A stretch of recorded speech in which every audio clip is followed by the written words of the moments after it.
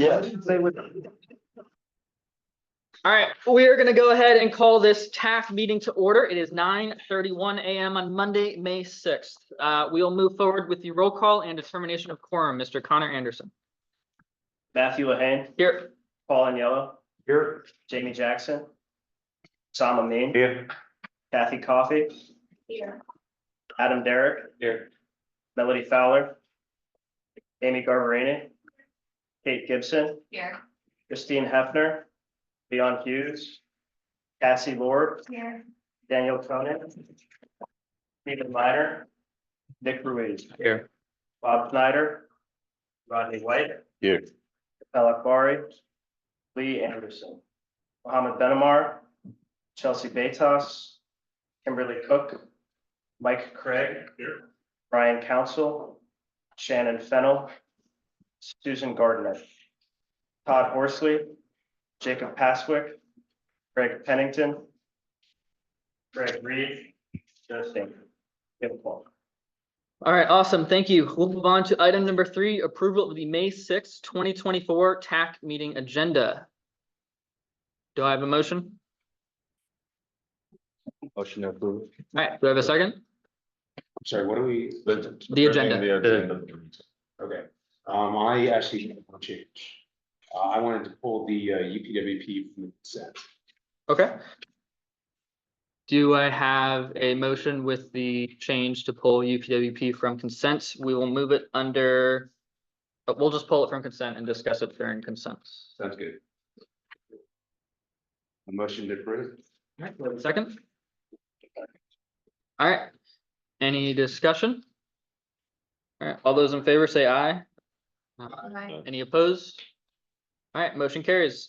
Move on to item number 4, review of the policy meeting, April 15th, 2024. Oh, you're not gonna do the UPWP first? We'll do it when Oh, we get to okay. consent. I beg your pardon, you're right.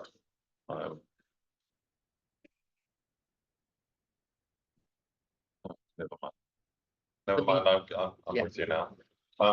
You can just pull up the policy agenda. Should be a quick one, as you know, I don't like to drag it on. Happy to take any comments. The amendments I'm not going to talk about, you get them all before the policy committee, so that's largely pointless. SS4A, the policy committee did approve us moving forward with a supplemental grant and the implementation grants. It's combined into one application. Becky will talk to you later today about that. The UPWP, they approved it for public comment as is. The CMAC and SDGB allocations, we gave the policy committee the presentation we gave you, and they approved eventually after much deliberation that we put the longer list of projects out for public comment, but without putting the dollar values behind them because number of changes would need to come. They also voted to remove the item for the set aside for smart scale and other studies and put it back in the pot. And then they approved them for public comment. That's where that is. And then correspondence is again on your agenda today, just pointing out the CTB's public hearing on the 6-year improvement program. It's this week on Thursday at starting at 4 p.m. at the B.Dot Auditorium, Deacon Road. I'm sure you've all been there. And then the RTA subcommittee, we reminded them, however, subsequently, the meeting was postponed till the end of May. There was some feeling that we should wait before having further discussions to hear what the tax implications of the Virginia budget are going to be, as there have been no agreement on either the governor's budget or the General Assembly's alternative budget, and therefore they asked to park that meeting until I think it's the 30th of May. The River Crossing Pathway alternative study, we just gave a very brief update. which I believe you had in your pack, and we'll get a further update today. The closed session occurred, it was just about, the FAMPO administrators leave. They wanted to make a change. Again. Anyway, they approved that. Is there anything else on the agenda? I think that was it. All right, awesome. Thank you, Ian. From there, we will move on to public comment. Comments and questions from members of the public are welcome at this time. Staff will also read any comments submitted by the public prior to meeting. Is there anyone in this room or online who wishes to make a public comment? Go ahead. Getting used to you now. I know, I'm oversaturated, I'm sure. Good morning, Chairman Lehane, members of the Technical Advisory Committee. My name is Alan Watkins. I live at 12 on Run Lane in Stafford County in the George Washington District. Later on this morning, listed under staff reports, this committee will be updated regarding the FAMPO River Crossing Parkway study, specifically regarding the MetroQuest survey results obtained by the consultant as presented at the stakeholder meeting number 4. The 4 current options A through D, there are listings of the comments of the survey participants listing their primary pros and cons. I urge this committee and all who will ultimately provide direction to the policy committee to consider the accuracy and validity of those comments. It is not my intention to give more or less weight to the participants' intent, but as you will see, the comments sometimes directly contradict each other. For example, on slide number 16 regarding option A, there is a pro statement that this path has minimal environmental impacts. And then there is a con statement that this path has negative environmental impacts. Such statements require investigation to determine whether either of those statements or both of them are accurate. In other words, the pros and cons listed in this consultant's report should not be taken at face value as being valid. And another example, a listed pro comment indicates that a particular option would be the best option for Station 12 response. The Station 12 firehouse is located just off of Plantation Drive north of 17. When considering that comment, I would consider it to be accurate if all events, incidents, and calls for EMT service occurred directly at the Station 12 firehouse. And all transport from the firehouse then went directly to the Mary Washington Hospital. But I doubt that's the case. To evaluate this comment, should we determine the locations where the ambulances are called most often, and what is the quickest route to the hospital? Unfortunately, it's more likely that the majority of the calls involve elderly people under duress, and the best option would be a route that is quickest from wherever those calls for care and EMT service are made. Also on slide number 12, the option ratings for all 4 current paths are listed, along with the option for no bill. Option A, which I've heard described often as the only eastern option, scores highest with a value of 3.2. Option B and C and D are further west and involve the use of Celebrate Virginia Parkway, and further west utilizes the widening Green Bank Road. When looking on the map of these paths, there's no doubt that option A is different and is certainly furthest east. I consider the other 3 options, because of their close proximity to Celebrate Virginia Parkway and Green Bank Road, to be all western options. When I then statistically look at their ratings, I'm drawn to combine together all 3 that are western and distinctly different from eastern option A. That being the case, the 3.2 score for option A falls short of option B, C, and D total of 3.62. Expired. That's something to consider. Thank you. Thank you. Is there anyone else in the room or online who wishes to make public comment? All right, if not, are there any comments that were submitted prior to the meeting that FAMPO staff wishes to read out? No, sir. Okay, thank you. We'll move on and we'll close the public comment period. We move on to consent agenda item 6. As motioned with the approval of the agenda, we will move for approval of item 6A and 6B, and we will do item 6C separately after the fact. Other way around. You're Okay. gonna approve A and C now, and B is the one. You're to right, do yes. later. We'll approve A and B first, and then B will approve approve but discuss thereafter. All right, do I have a motion for item 6A and 6C? I have a first and a second. Yeah. All right, any discussion? Hmm. All right, all those in favor say aye. Aye. Any opposed?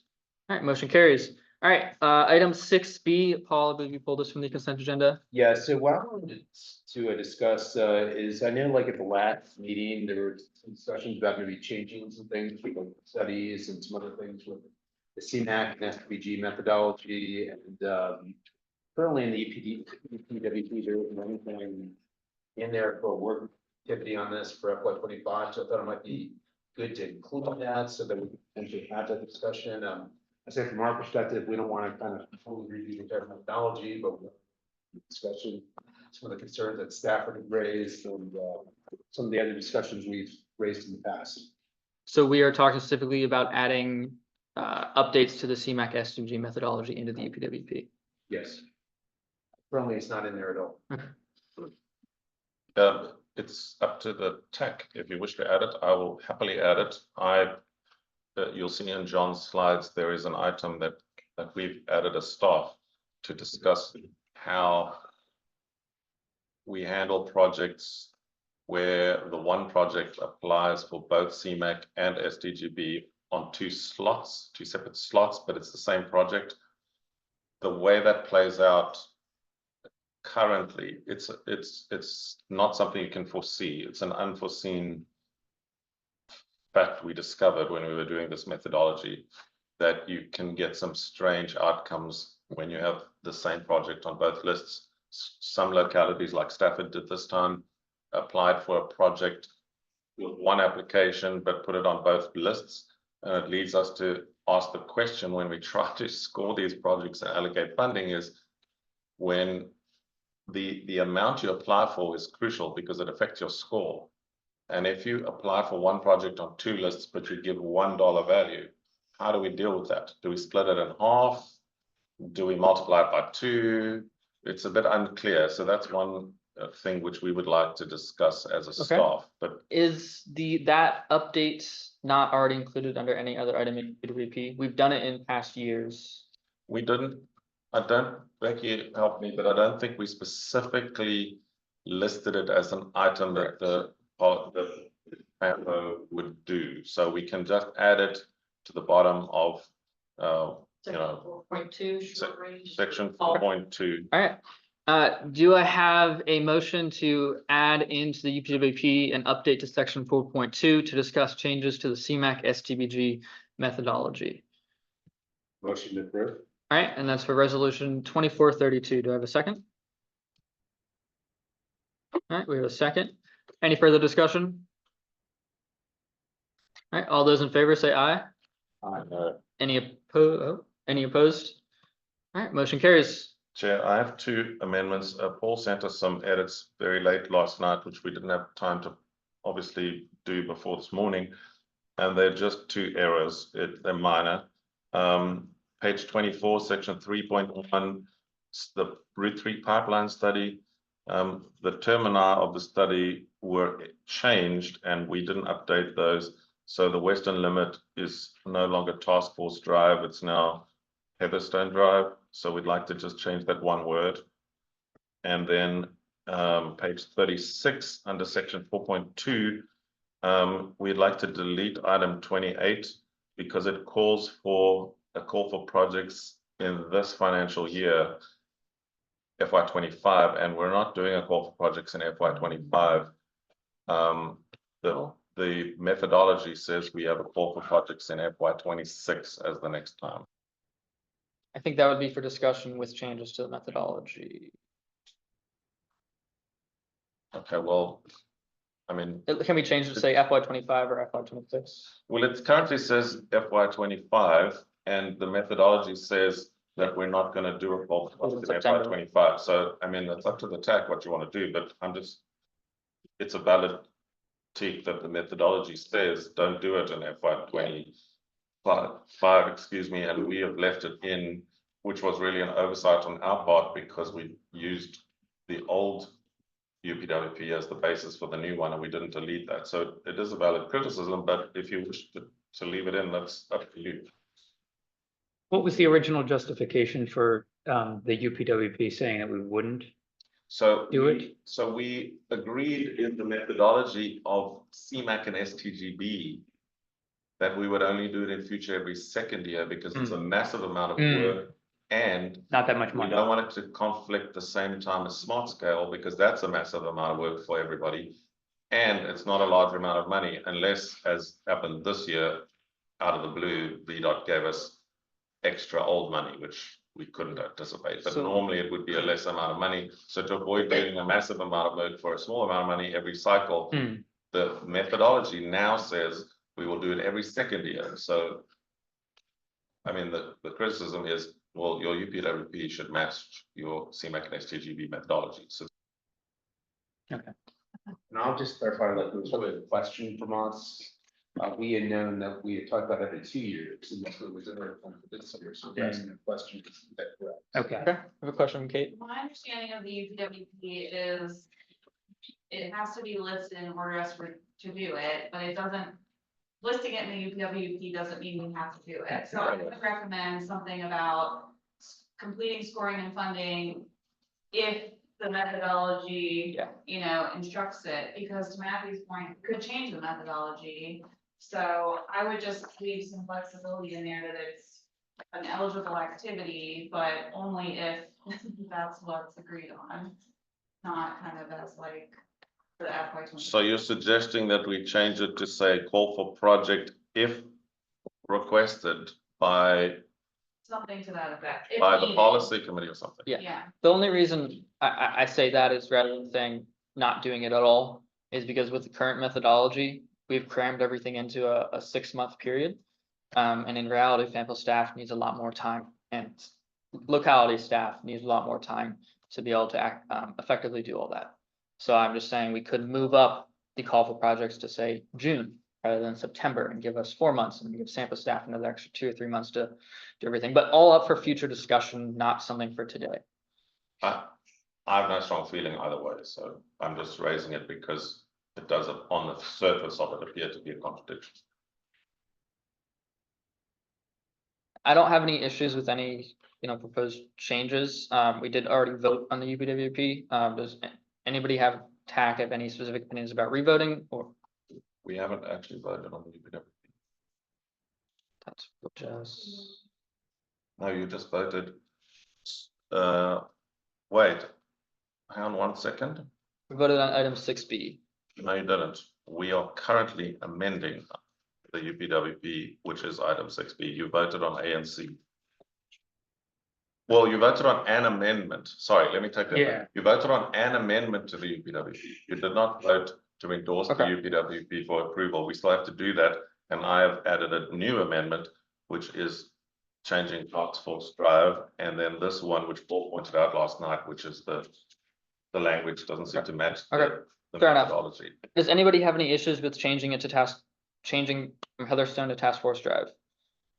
I'll take that as a no. And then does anybody have any thoughts on updating the UPWP to state if a call for projects occurs proposed by the policy committee? Something to that effect. Okay, both for us. Okay, all right, on both. So if you just make a vote, I will happily just then change the language to say if requested by the policy committee, All right, which would then give you the chance to play it either way. do I have any, Just one quick question into the process. So PWP is still open public, like, you know, policy, okay. Sure. So it's not a question of that, but it's still open public. Motion to approve. all right, do I have a second? So Do I have any discussion? Can you just restate the language for if requested by the policy committee, a call for projects? FY 25 call for CMAC STGB project if requested by the policy committee. Okay.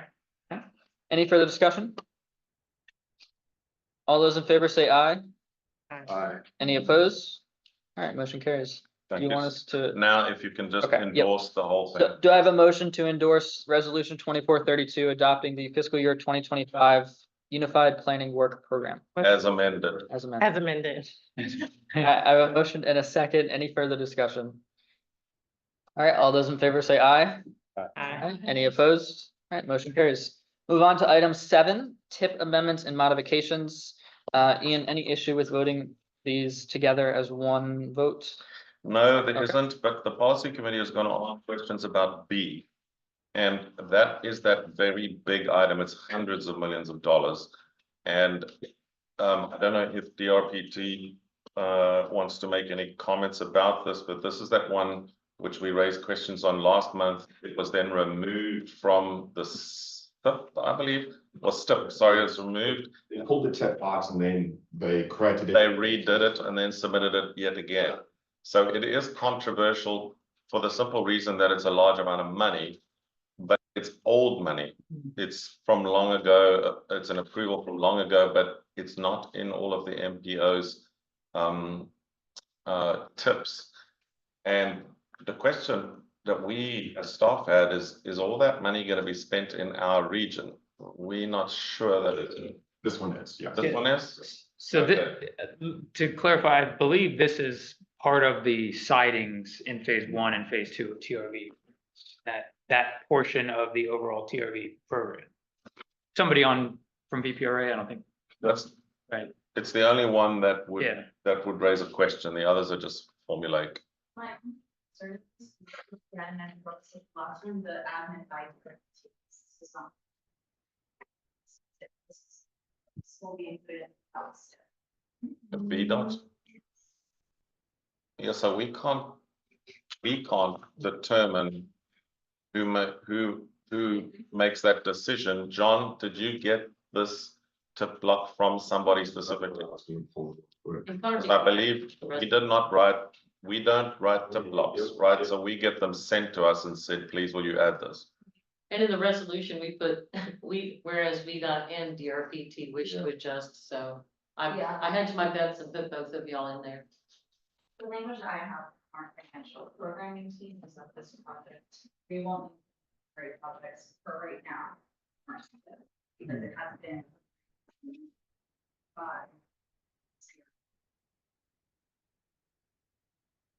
I thought this was going to be like six, so. I don't have any. John is just checking who sent it to us. What VDOT's generating the tip box, but beyond that, I think it's just the oversight by DRPT. DRPT is saying no.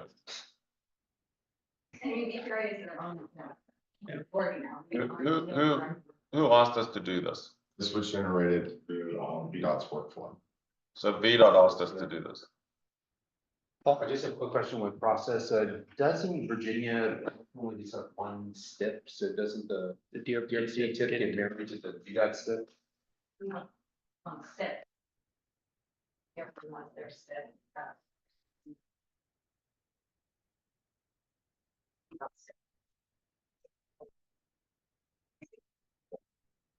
I always felt like a state had to have one. Yeah. So it's two different ones.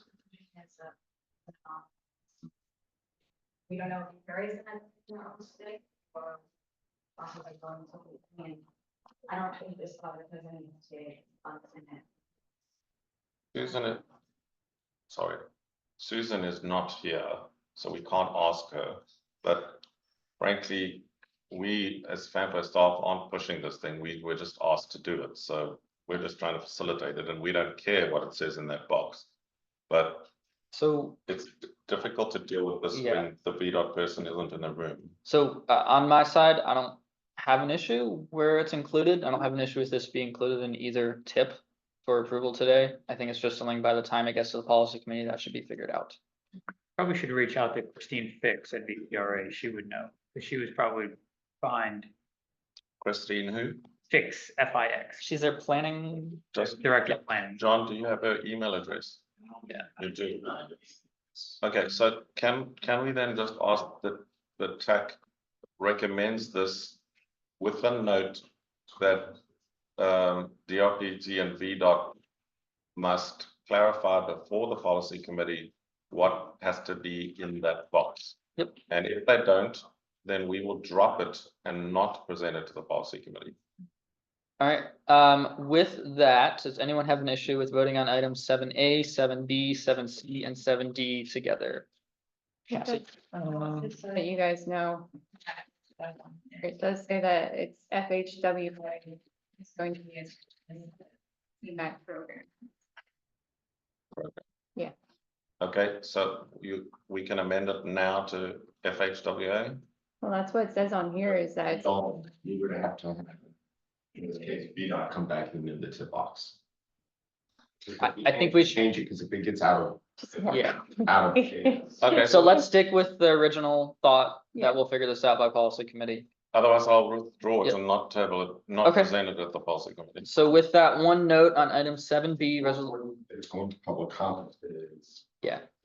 All right, with that one note on item 7B, do I have a motion for approval of 7A, 7B, 7C, and 7D?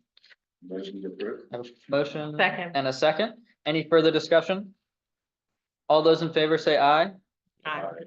Any opposed? All right, motion carries. One note, I know we don't have an answer to this yet, but it may be potentially helpful that someone from VPRA gets added to the TAC as a non-voting member at some point as well. I'm not sure how it's all gonna work. I've asked BPRA no less than 4 times. Yep, yeah, To send us a letter requesting that they be added to either our TAC or our policy committee or both. And they have 4 times told me they're working on it. So I can't, I mean, it effectively means a change to our bylaws. You can't just add new institutions. And so I need a letter from them before I go to the policy committee or you guys and say, hey, please, can we add somebody? They're not requesting it. And we've tried, we've literally written to them. I've called them. I have called DRPT. I've called everybody to say, hey, what do we do about this? And they all tell me they're working on it. all right, well, If they request it, I'll do it immediately, but I can't we'll keep working on it. I can't We'll add get there somebody who eventually. doesn't want to be on it, right? How do Yeah. I force you to come to our meeting? Well, if they would like things added into our tip, I would hope that they would like to be a part of TAC I discussion. think that's a very good point. Moving on to item 8A, CMAC STBG project allocations. Before John gets going, can I please just urge you to take a printed copy because there's one error we have to fix. And so when you vote today, you're going to be voting on the one with the error. Thank you. It's just a typo. This allocation, so. It's Yep. just a typo, but I just want you to vote on the correct version. All right, go for it, John. On the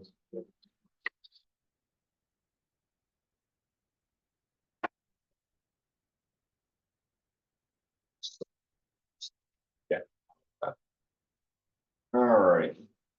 So CMAC STBG, Thank you, Becky. fun times. All right, just provide a quick update. So for FY 30, the funding distribution amounts have not changed. We've kept the same formula.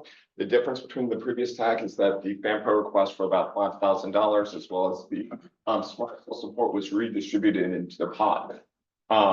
With the Chairman has stepped out. I'm sorry. Before John goes on, it's my last interruption, John, and I'll leave you alone. I just want to be very clear about this. You'll remember last meeting, FAMPO asked for $4,622 to make up the shortfall in our 5303 funding. And you all agreed, and we very graciously accepted that. We got revised 5303 funding numbers from DRPT subsequently, which made us whole. So we no longer needed that money from CMAC STGB. So we put that money back into the pot, and it's now been allocated to your roadway and transit and bike projects. So it is put back. We no longer, and you won't find it any longer in our UPWP, and you won't find it any longer in the spreadsheet. We put that back. And then obviously what I said about the policy committee's vote on the smart scale and other studies set aside, that's all been put back in the pot. So there are no longer any special requests accommodated. John has taken the full amount of money and allocated it strictly by percentage to those projects. And I had Connor double check that the percentages are correct. So I can promise you this round, there are no funnies. They're literally to the cent in some cases. Percentages are allocated. Thanks, John. I won't interrupt you again. Not a problem.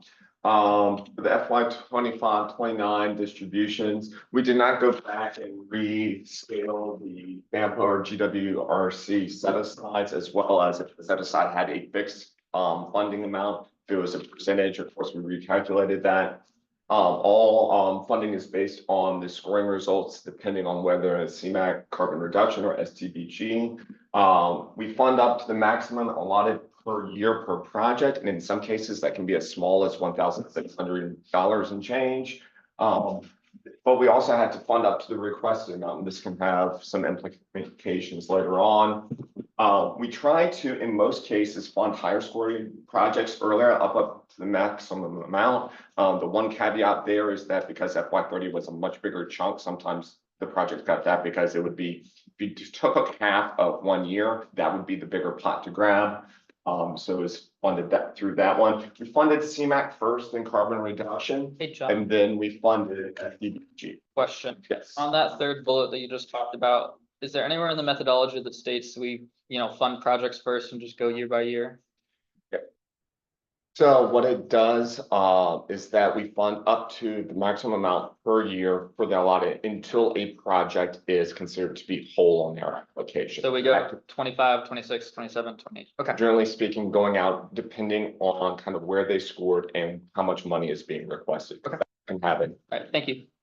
So, so it kind of is, the best way I can explain it is like a champagne fountain. Take one bottle, pour down, and it trickles down. Yep. Then you pop another bottle, carbon production, do the same thing, and you work your way through. Funded maximum, funded by programming funding first, particularly CMAC, because it's a larger pot of funding, and STBG, which is a little bit more flexible, so it's easier to realize. And then funded by the act. Concept could be all. If you want to look by mode, so this is how much money we have available in each mode. This is the maximum amount of funds any one project can get in a year based on the formulas. So yeah, it's kind of weird, but it's basically taking the 60, 20, 15, 10 splits up here. And then because you can only get up to 50%, the maximum amount any one year, you kind of get weird little divisions in it, but that's what we ran out through each year. And then we had the total amount of allocations previously. And just letting you know, we had other fund balance money available, like previous rounds. We didn't fund all the STBG, so that actually got thrown back in. So John, was that the extra funding that was listed? the $3,000 in FY27. Okay, perfect. Paul? So, John, just a question, can the HIPAA staff just put together, like for the TAC, just a summary of basically for the budgets, basically for the last 6-year plan versus this 6-year plan for the 3 funding types, from CMAC, CR, and STBG, just to see how they changed? And to see whether or not the money is going up or down? you can ask the difference in each year. Yeah, just what the total Yeah, budget sure. was. So yeah, I can actually run through that. So real quick, all years increased except for FY30 because there's no change in that. Right. However, FY25 had a much bigger increase as a whole. Actually, these are the changes. So in FY25, CMAC had 1.2 million and almost 5 million FTBG. But the time it got to FY30, the numbers reduced significantly. So it's almost like they were bringing in, like they were slowly together. So basically receiving money earlier, the top scoring projects receiving money earlier. That's the reason kind of why we did it, because it would allow the larger pot. So that's in the that extra. situation. That's the extra that came in this round for Yeah. previous years. And do we know why we received the extra? No, Do not. we can ask that to Susan, but she's not here. The guess, and it's a guess, a total guess. You might even know better than this because you've been around longer than me. But the guess is that the state had projects that received funding which were then cancelled, and so they had to get rid of the money quickly because it expires after a while. Remember, Susan always complains to us, you need to do the FY25 money quickly because it needs to be allocated, spent, etc. within a time frame. So I'm assuming they had to cancel projects and they can't leave the money because the feds will take it back. So they're quickly getting MPOs to allocate it. We do know that this was an example where, like in the previous rounds, we had stations that received money, and so they kind of went back in the pot on the previous. We know that that wasn't. It was kind of a uniform kind of increase across the board for us. Next. Okay, so existing projects with new funding. Again, these are the exact same projects you saw last time, but the funding amounts have slightly changed and or increased. So you're starting to see Route 1 in South Point, depending on how much money it requested, received money earlier, particularly in CMAC and STBG. We ended up using STBG because it funded its pot a little bit faster early on, up to its maximum request. And then in addition to that, you see I-95 widening, which was previously only funded in the out years. Now it's receiving up to the requested amount through each one of its years moving out. And then the Harrison Road interchange also received a small amount of funding. John, quick question, Yes. just more of a methodology based question. Why, for instance, Route 1 South Point, it did not receive any CR funding? So you guys did CMAC, CR, STBG. Why are CMAC and CR not treated the same? Because they're treated the same in how we score and how we, in our methodology is Okay. methodology. Why is it not given I proportionally? believe it requested up to $1.5 million in carbon reduction and CMAQ money. It received all of that 1.5 through through CMAQ. Why? Because as soon as it had 1.5 million, dropped. In fact, Why did it not receive some CR funding? Where in the methodology do we do CMAC first, then where do we do CR funding? Because in this case, The answer it's is, just going down, going through. Why are CMAC and CR not treated the same? they are, he just does them one at a time. Why? That changes the funding allocations. No, it doesn't. It So doesn't. in this case, Paul's application requested $1.5 million in CMAQ and carbon reduction money. I could have put it all in carbon reduction. Knew it. It can only get up to 1.5. So once it's full through FY30 and all of these means I stop. No matter if So- there's money available, I don't give it. If you don't give it any CR funding, for instance, then when you get to the next project that would have an opportunity to get CR funding, it gets 50% of it, right? The next CMAQ or carbon reduction. We are just specifying within the methodology, it's the same pot of funds. It doesn't matter if it's blue or purple. However, because the applications, the requests are the same, we just break it out because there's a methodological approach to that that makes it a little bit more clear, I hope, that shows this is the percent allocations for carbon reduction. There's a small little small potential conflict where you might have an instance where a project's eligible for CMAQ but not carbon reduction. We haven't hit that. VDOT hasn't identified a case where that would be the thing, but there could be that flag just because the feds have specific requirements. So I went through and did allocations on projects myself just to see how the calculations worked out. And when you allocate CMAQ and CR at the same time, rather than going one by one, like Route 1 Cushion Circle would have received an extra like $30,000. Just based on going down the list, you run out of STBG funding and then you run out of CR funding. I cannot, the way the methodology is, I cannot give Route 1 in South Point more than $1.5 million. Correct.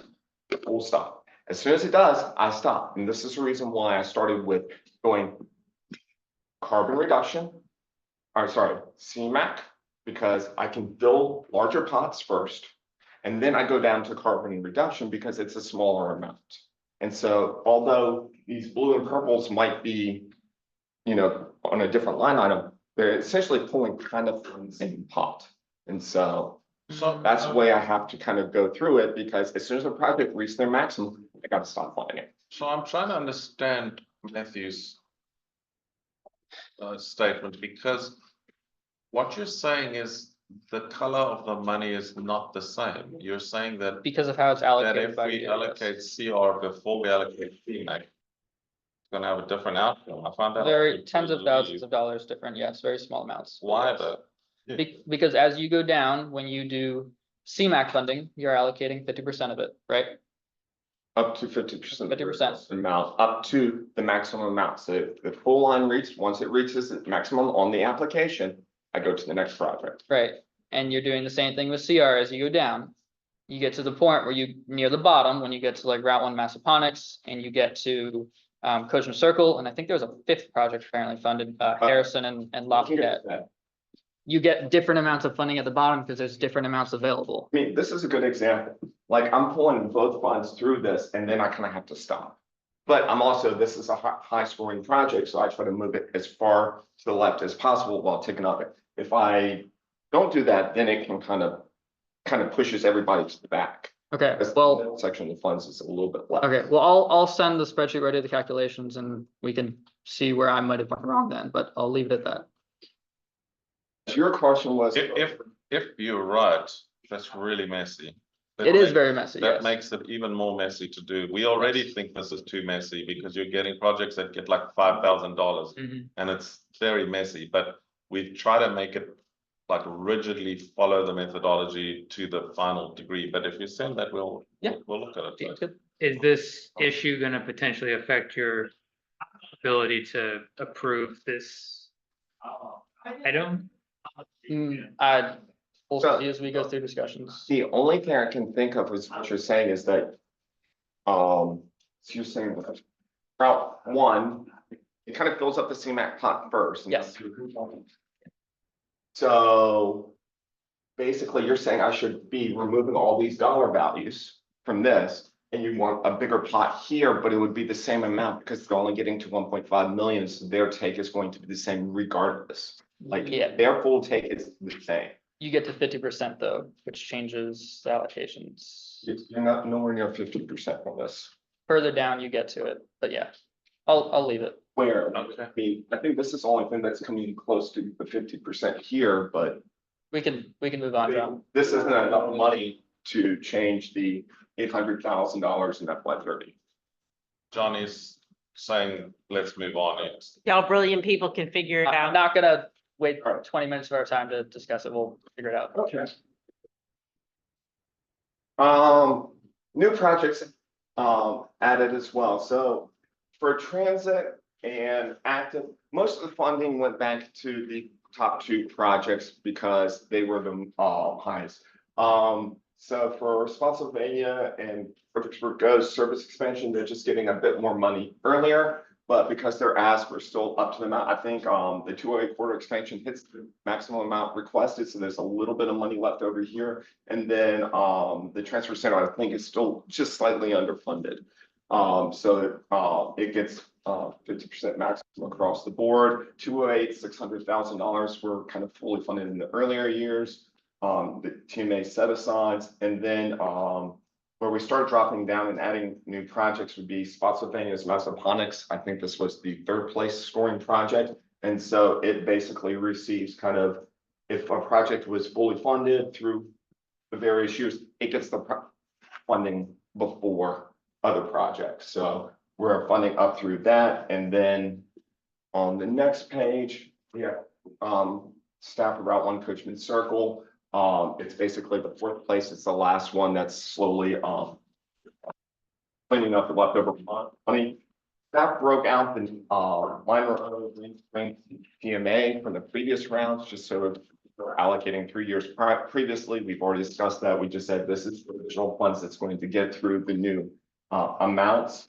We had an interesting situation where we funded up to the maximum for the studies, and so the 2 remaining study projects scored the same, and so we split the money 50-50 between them for the rest of the available amount. And then we also have some STBG in transit. This project scored for scored and received some money, mostly because the 208 project kind of got up to its maximum amount, so there was leftover fund for CMAQ, STB, for CMAQ and carbon reduction. And then they were the next scoring projects for STBG, receiving half the total amount. We're going to kind of roll these in for the policy committees with their existing projects, but we want to know that since we're dealing with multiple years, we just broke out the new money and the previously known existing money. So that's. I'm just curious, so I didn't see our Broken Leland projects on here. And they have, at this point, all the funding is in previous allocation. Would they show up on this one, or would it? No. Mr. Chair? Yeah. My understanding is that they've been supplanted with 5307 funding. Fully. Yeah. Okay, so that would have been an old project, John, that would have been on the previous list. Yeah, because, I mean, We will not drop any projects from between the previous list and this new I one. think this would have been a drop from last year. I think we had an email about this, and I can't remember what we I- determined. because I don't ever remember it getting resolved, because I see like in our 25 budget, we have 20, so we have 1.39 million in 5207 GWRC funding. And that's previous and fiscal year 24. So can I ask? Yeah. And I'm gonna ask everybody here. When we send out the draft list and when we send out the agenda, can you please always email us with queries like this? Because we do try to resolve them before you need to take action on an item. And we're now in the second round of this list and I have not received an email saying, hey, where's the item? Yeah. So we can go and find it after this meeting and find out where it is, looking back at previous CMAC lists. It may be that it is there and for some reason has dropped off. But it's hard to do it now live in the meeting. It's not in the previously adopted. So it's not in last year's adopted list either. Actually, you know what? Scratch what I said. I think they are actually, they're all 5207 GWRC, so they wouldn't be in the CMAC pod anymore. You're right. Yeah. I was just looking at the wrong. We saw that on the Brook Station project, but I know we had an email to you about it, and now I can't remember where we landed on it. I think what we need to do is look at VDOT's report that shows what money's allocated, because it would all be previous funding. So it's possible that the money is still on the project, it's just not showing up on the spreadsheet. I would say that this spreadsheet is the end all be all for CMAC STV. I think there's several items in VDOT's 6-year plan page that are not up to date where the spreadsheet allocates it funding. So So I just be careful with the 6-year plan in regards to CMAC STV. it's just, it usually gets picked up before we make the final decision. So last year we would have, if it was a problem last year, somebody would have said last year, hey, where's my money? Yeah, and I think last year we were working through the swapping of funds, and so it didn't make it on last year's. I think we're good. The reason why I was tripped up was because we have 672,000 in unallocated on Brook, and I was like, wait a minute, should that be still CMAC? But I think that's legitimately just unfunded on our side. So Okay, I'll talk to our finance. if you can, later this week. yeah, resolve it this week, then Yeah. before we take it to the policy committee, we know what the answer is. Yeah, I'm 90% sure this is right, but I just need Okay. to make sure we're done.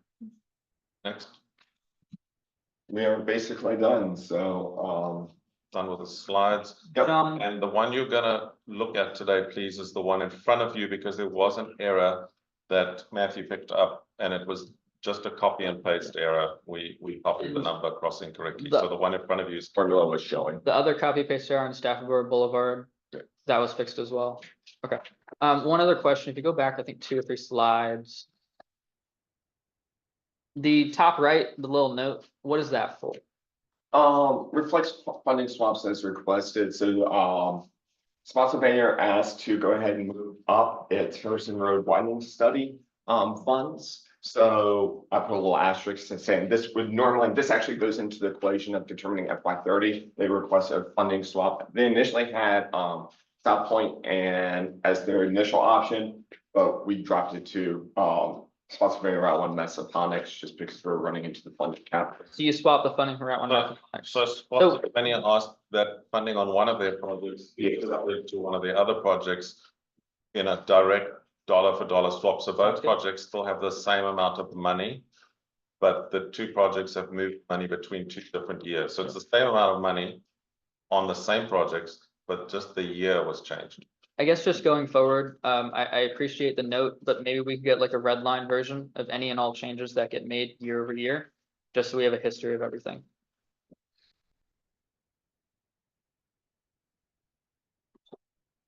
Is there any further questions or comments, Paul? I had a question just on the very last slide, very last bullet. Can you just elaborate a little bit more on what you mean by that? Okay, That's me. Do you want me to do that? Can I lead off if you want? Because I can explain it through the staff methodology approach. So jurisdictions are currently submitting dual eligible projects differently. And this becomes a question both of scoring as well as allocations for the projects. So in this last round, Stafford submitted one application for two projects using two slots, basically a combined CMAQ and STVG.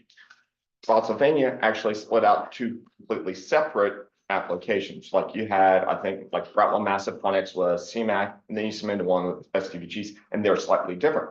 Either cases are perfectly valid.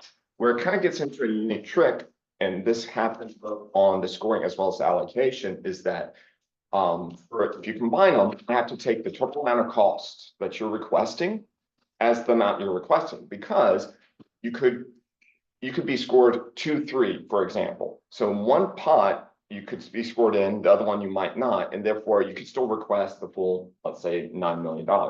In your applications, in Spotsylvania's case, they split between two. So you had one application that was like 1.1 million, one application that was 800,000.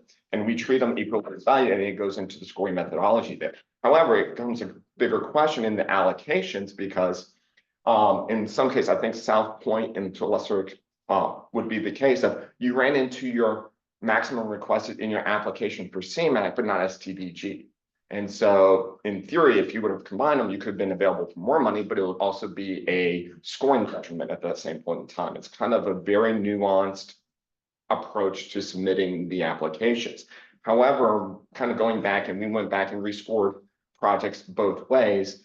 And although it doesn't create any reshuffling of any of the projects in this round, we just want to make sure that in theory, it could later on, and then also have a allocation. You could actually create, if two projects are very, very similar, where one is getting in front of another, it really create a kind of a worst case scenario. And so we want to revisit that so that depending on whether or not we treat that, jurisdictions have to submit two applications per request, so no more kind of checking both boxes on the application, or that you check both on and we kind of do it that and we add a line that says, how do you want to kind of divide it up? Am I correct? Yes, it has a vast, it could have a vast difference in how much funding a project gets. And we found ourselves having to rescore and reallocate funding in a massive thing because we had missed that. If you put, as Stafford did, the same project for CMAQ and STGB, but you put it on one application document and you put the total requested. How do we deal with that total when we have to score it in both CMAQ and we have to score it in STGB differently and allocate different money? Do we take the 9 million requested and divide it in half? Or do we put 9 million on the one and 9 million on the other? And because it's not clear the way it's being done now, it's unclear, leaves us with this complicated. So we've picked an opinion. We've made an opinion decision. We've said that we score them separately on the two separate methodologies. And in terms of the ask, we then have to cut it to 4.5 and 4.5. But there's nothing in the methodology that tells us to do that. And if we don't do that, the only other way we can do it is to say that staff was asking for 18 million, which I don't think they were. So that's the problem. It's like we need the methodology to force jurisdictions to explain what they're doing so that we know how to score and we know how to allocate. And it can have a big difference on the outcome. So we think it should change. For clarity. So I would agree that clarity that there should be change now, so that for us, we were not aware of this issue. We thought there were two separate kind of applications. Yeah. Needed to do kind of separate STBG versus the CNAC and the CR. But yeah, I think everyone should be playing by the same set of rules. So I mean, I thought with the be two separate methodologies, we had the discussion that was kind of already clarified. But if we're gonna basically combine them again, that's something we'd have to discuss. Yeah, we do think that next round, when it's fair to do it, we should force jurisdictions to do one or the other. In other words, we should agree here that either we require you to put in two, or we say that you're allowed to do one, but then you have to put in the methodology how we're supposed to deal with the total dollar value. Do we split it? Do we multiply by 2 or whatever? It's it's silent. Because it's silent, we tried to do what we thought was the fairest, but it does have weird outcomes, and it can have $1 million difference, right? Treat it as completely separate. It can have $1 million difference. If we took your projects and treated them like Stafford's application as one application for 2 lists, it would have given Stafford $1 million more, frankly. I could say this now that we've already done them. Well, if Stafford's project scored higher, it would have reshuffled how we completely. Yeah, if they got like one more point or something, it would have shuffled the order as well. It has vast implications. And so before we get to an even worse problem, we want that clarified in the methodology so that we don't disadvantage jurisdictions. Has a major impact. That little thing has a major impact. What your project did by capping each one of the projects and kind of getting the 3rd place, you actually enabled, I think, Massaponax to get more money that way. But if it's a different project where, and it was the combined one, it would have actually reshuffled things again.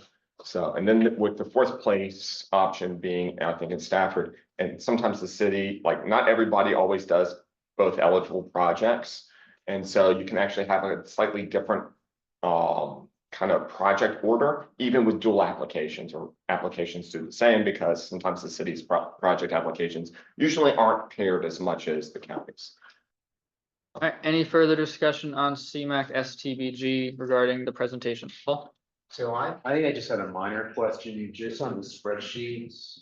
Seems like there were some projects that are maybe legacy ones that are completed, and just an example, like number 4, the original, the GW Body Connect, support the 932,000, and there's a for the northbound river crossing. Like, do those legacy projects that are completed still have to be on the sheet? So what happened with the UW Right Connect one is that Susan, we didn't make the decision to have a second. You'll see there 2 with almost the same name, right? Right.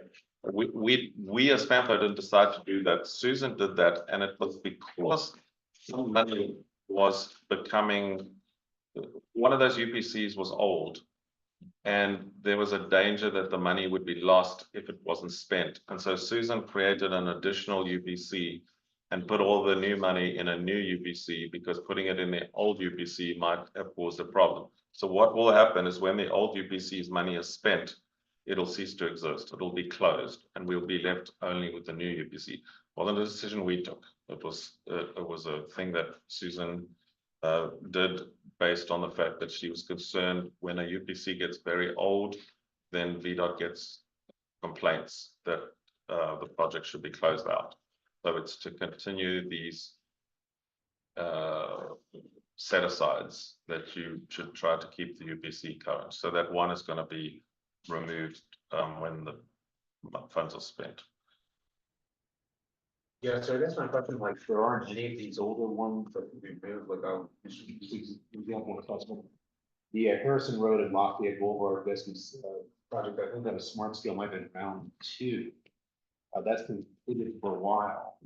As all previous allocations, like, why is that one still on? So that's a question to Susan again.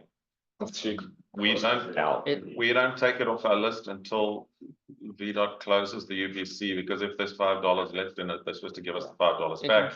We've asked Susan, I think 3 times, to please tell us if there's any of these cases where there's money left over that we should reallocate, and we haven't frankly got a straight answer. We've been told she's working on it, and she's working on it, so we can't do anything about it. If the UPC still exists and there's still $5 in it, we have to keep on reflecting it because it's there. And we are asking for assistance to just get those closed that are closed. We're going to be closing the VCR trail one. It's done, the study's done, it's finished. We paid out the last check. So it's in a month or so when it's checks cleared and we've been reimbursed, we're going to close that one out. We already instructed everybody to close that one. So that one is going to be gone soon. But currently it's still on the books. So we just reflect everything currently on the books, but we agree some of these should go, they're finished. Will they, Good. Mr. Chair, Jamie? will they still be searchable, the projects, once you've taken them off the list, They'll still be searchable through VDOT's 6-year plan. but not on FAMPO website? Okay, Well, Hampton we Roads have has it previous searchable, that's years. why I asked. So Fampo's website currently shows the most recently approved, Okay. but the agendas show the older ones. Maybe we do post all the older ones. If you go and look on the website, It's just the current one right now. And the previous How one. big? we had the previous one as well. It's the one that was approved last year is the one. that's on the Okay, well, website. whatever, sorry. Yeah, if we can keep the old ones on there, it's just very helpful when you're searching for projects that you want to do in the future to be able to figure out. I will ask staff to put the previous one back on the website so that you can search it. Could I request that we go back as far as possible and post those? I know that there's ones from like 2011, 2012 on the Fampo server. Or is that too much? Well, how far back do you need it? I mean, we're now in 24, we could, what about we go It's back useful to, information, that's all I was, What it's not a about- big deal. what about if we go back to 2000? Would that help? You know, a lot of money starts shifting, I don't- so you can't always. Not back to 2000, no. I don't think we have work spreadsheets. I don't think we want like this spreadsheet to be like 50 pages long, so when we're looking at operations, to this spreadsheet, and we're trying to do as well. Maybe just have like. In theory, it's like, yeah, for the TEP is probably gonna be a better option. Which has the previous allocation, so we can see the projects back to 2011 or whenever we're going back to. I would actually reference the TIP at this point in time. If we're looking back at that, not necessarily what was allocated, but actually what was programmed in the TIP, that's what I'd make the recommendation, and that is. I'll email and request them, and that's fine. We'll put a couple of old ones, but I don't want to go back to. Yeah, a couple of old ones would be great. Put a couple of old I would ones. also like to request that we send out the Excel spreadsheet every year. It makes it a lot more easier to look at and understand what's going on when I can pull it to Excel. It looks like it was a picture pasted into the PDF this time, which is very difficult to export from PDF to Excel, so. Any further discussion, or can we ask for endorsement? We don't take action to approve anything here, but we do endorse it to the policy committee for their consideration. Can I just? Well, okay, now finish this first. We'll do that after. I'll do 1A after you endorse. Yep. Is there any further mention? Motion approved. I have a first, a second. Sorry. Anybody else can go next time. I won't. Sometimes the trouble with people speaking up to vote, so thank you. Got up there. Right. Keep going. Motion and a second. All right, do you have any further discussion? None? Okay then. All right. All those in favor say aye. Aye. Any opposed? All right, motion carries. All right, with that, we will have Ian discuss the LRTP update. I just think that this belongs with CMAC because of funding. So if you can just pull up number 1A for me, please. Yeah, that. You don't need to do anything about this right now, but I think next year you will need to do something about this, and I think you should just bear this in mind. Next slide, please. Okay, it's just one slide for you, but I want us to think about this. So the last LRTP, the 2050 update, was adopted in March 2022. We have to, within 5 years, do the next one. So we have to adopt the next one by March 2027, right? If my math is correct. So we have talked about doing amendments because of small scale projects and because the disability community says we didn't pay them enough attention in the 2050 update and various other things that need tweaks. So we're going to, after all the heavy lifting of the first half of the year is done, look at doing CLRP, doing those amendments that are necessary, etc. But in order to be ready in March 2027 to adopt another LRTP, we typically do scenario planning before the LRTP. This was greatly reduced in the last cycle. So we really should do a proper job of scenario planning. The key massive change for our future as a region is COVID, right? COVID changed a whole bunch of things. It changed travel patterns. It also changed the number of people moving to our region. Spotsylvania saw an explosion for a while of new real estate development. It slowed down again. Caroline counties now having an explosion in their population. Like, these things have changed.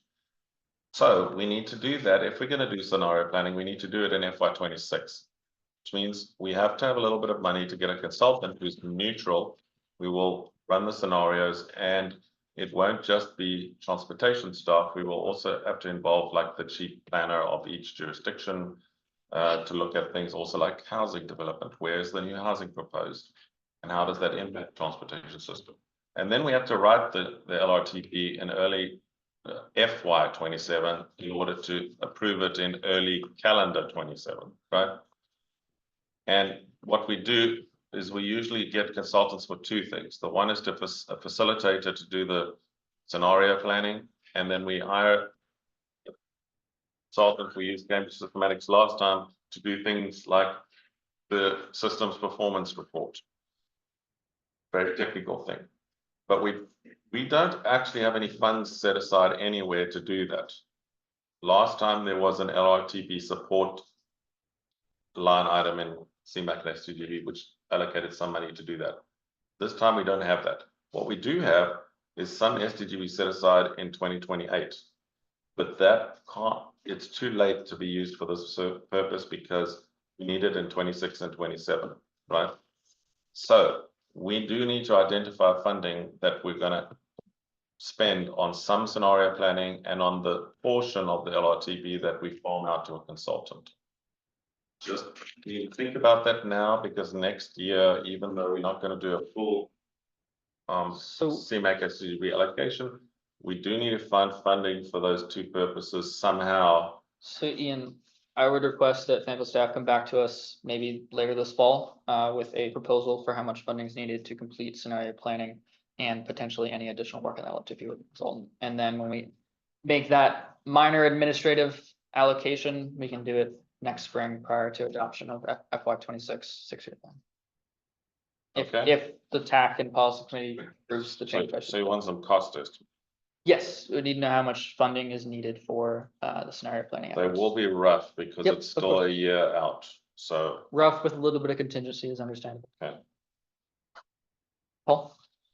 So just a question on the scenario planning, like, that's something that's required, like the highway or VDOT or the LRTP. And then the question is, does it have to be done in King George?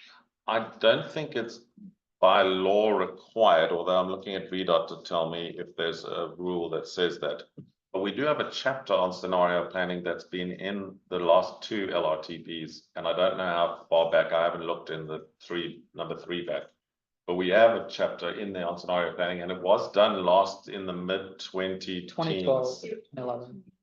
Pretty early. Like 2012, it was last done, so it's getting long in the tooth. The one thing in federal guidelines that we do have to bear in mind when we do the LRTP, which is specified in the IIJA, is that we have to link transportation work planning to housing. There's a very specific requirement in the IIJA that says that you must link your building of new roads and widening roads and all that kind of thing to where new housing development is going to be. So there's no guidance on how specifically to do that, but it refers to the LRTP. So somehow we have to try to do that linkage, and the scenario exercise hasn't been done since 2012. So the scenarios we have are very out of date. So maybe just research like is that the only way to do this? Is that what like the other thing? And then just the other question is I would be concerned with ample resources being used to do projects in North Carolina. No, that's, I mean, we may need to do scenario planning only in the Pampa jurisdictions now that they've forced us, Federal Highways forced us to split the two long-range plans. So we have two long-range plans now. There's a rural one, which has nothing to do with Pampa, and there's an urban one, which has nothing to do with the rural counties. They've been forcibly split. The only thing that is still not split by our request as a TAC is the travel demand model, because the traffic next door doesn't affect our travel demand model. Are we not planning to add any smart scale projects into LRTP? Prior to Are there August? the third Are we bullet- the doing third it bullet? prior to August? We don't have to do it prior to August. We have to give a letter That's fine. Then. saying that if the project is approved for funding, we will put it in the CLRP. Any further discussion on item 8A1? All right, with that, we will move on to item 8B, smart scale.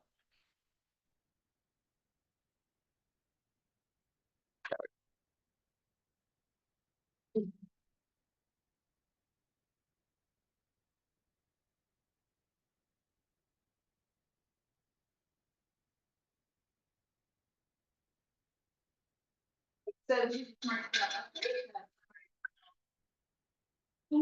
Process. Next slide. So you guys know this timeline. We are currently in May. The pre-application period. As you know, it's June 1st is the full application period. And the big one right there that I've highlighted is July 15th. That's a new one for this round. All of the supporting documentation has to be in by July. All right, so Banco projects. You'll see here there are 5 on US Route 1 and State Route 3 interchange operational has been screened out. Butler Road widening, Castle Run, Carver Street, I-95 4-lane widening southbound, is 130 to 126. US Route 1 Massillon corridor intersection improvements. Yes, Carrie, why was the first one screened out? I'm going to talk about that. Okay. And VDOT Route 208 pipeline study levels were. Okay, so for Route 1, for US Route 1, State Route 3 interchange. So this project suffered from very little coordination with VDOT, honestly, which was a requirement this round. The locality was contacted, their consultant expired, and they needed study will not be completed by the time it needs to be completed for this round. They have indicated, the city's indicated that they're going to continue with their study and hopefully have it ready for round 7. That's basically why that's. And there was also, current smart scale project that is being funded, for the one road connection at Williams. Spotsylvania. So, Perfect. Supposedly. Spotsylvania. No. Yeah, this. No. This is for William Street. That this would be impacting as well. Based on what our traffic engineer, when he looked at it, he said something would have to be changed at that intersection for the connection, for the current side of William Street. Or what would impact that intersection. So we are going to be kind of looking with them doing the study. If there's anything that we could modify or add to it, so that it wouldn't impact for round 7. So that it's complicated, but it got screened out because of that. So while I am talking about problems during the pre-application period, there were some issues with the Route 1 Masconics and the Route 208 pipeline study application as well. So the locality for Masconics made significant changes to the application on the deadline day, raising questions for the screening process. And for 208, the locality made changes to the app on the deadline day and submitted similar projects to their local application, which is not allowed for this round. Because the VDOT had to undo these changes and negotiate with CTV and meet with FAMPO and the locality to try to find a workable, sorry. I knew you talked to Brooke, so. And meet with FAMPO and the locality to try to find a quick solution. So they could have just let all these projects drain out, but they were trying to try to save it. So we're still waiting for a final word from Wiki on Masconics. We have pointed out to them that the entire corridor is no longer a requirement for HPP eligibility, but they're still kind of waffling on them, so we're waiting for a final word. Do we have an idea of when we might hear back on that? A week. I'm Just like, still, curiosity, like with round one mass connects, given that we're going to the scope of this, so OIB is trying to push that, they're saying now that the HPP definition is stating that, you would have to use the entire preferred alternative, from the entire corridor study. I'm pushing back that technically in the December meetings, the CCB members had them take out the wording of having to use the entire corridor study. And so there's just some disagreement on that wording and how they're trying to use it and how we're seeing it and how the CCB saw it. So I'm hoping that me pushing back kind of helps with that. Right now, based across the state, no one else is really having that issue. But that is also because for applications, the Richmond district had 79 applications. Fredericksburg had 49 applications. And then I think the next highest was Nova with 30, and then it went down from there. So there weren't as many applications this round for Smart Scale across the state. Richmond was significantly higher than the rest of us.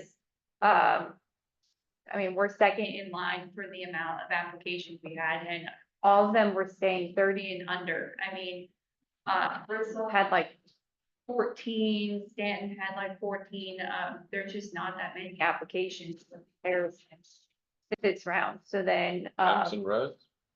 even Hampton Roads only had like 30, like, everyone was significantly, yeah, everyone was significantly lower for their applications this round. So, and they're not having kind of the same issues that we're having with the MPO and PDC applications. Just because most of them were like, oh no, we're gonna put in like bigger applications. So then, you know, speaking with Brooke, from OIP, it's still an ongoing discussion. She has not phased it out. We did not screen this out. I told her we were not going to. I said, based on the HPP definition, I would not screen this out, so we did not. So that's just a discussion I have to keep having with her. And what is the latest on the 208? Because there are 2 projects on 208 and those had to be modified significantly as well, so. Yeah, so she said now for the 208 one, she kind of changed what she had said from April 1st to then what we discussed later on in April. So the 208 the Smith Station that's on the Spotsylvania list, she did allow me to just change that one to Smith Station intersection. We have the level 1 on the FAMPO list.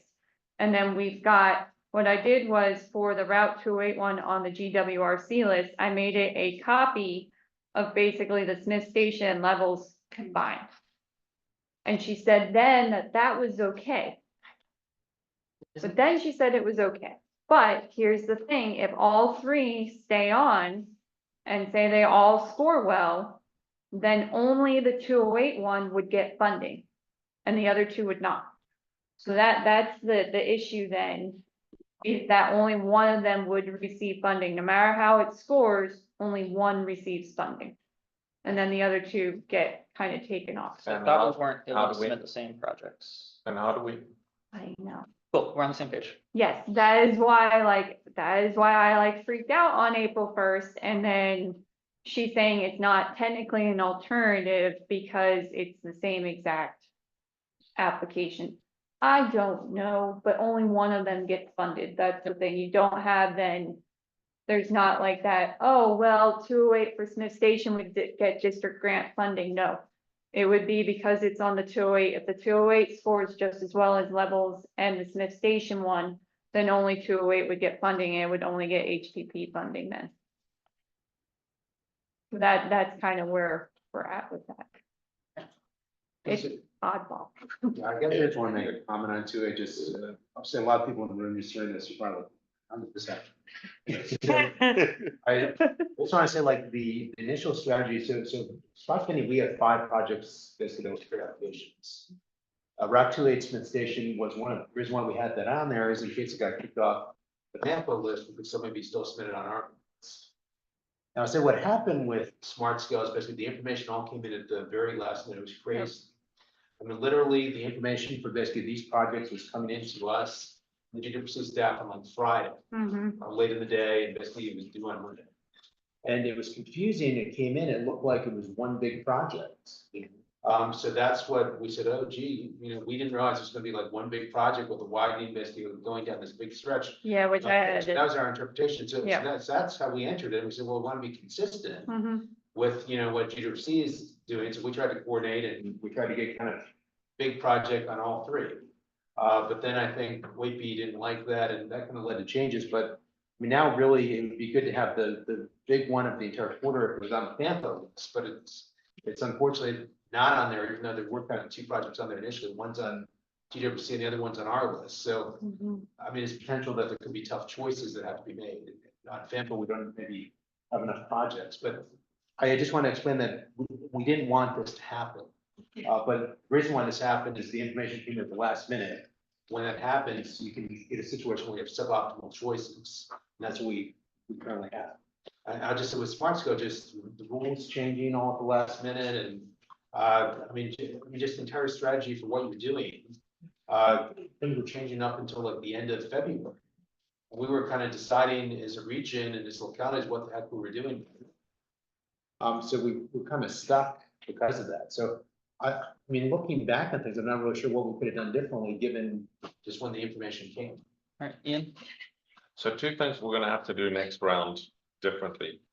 First thing is that we're gonna have to ask if people have similar applications or the same applications on local lists as on regional lists, because that's going to affect how we position these different projects, because they have this rule now that you can't have different versions of the same project. So that is a rule now. Yes. So we now have to ask, do you have similar or the same projects on your local list as on our lists?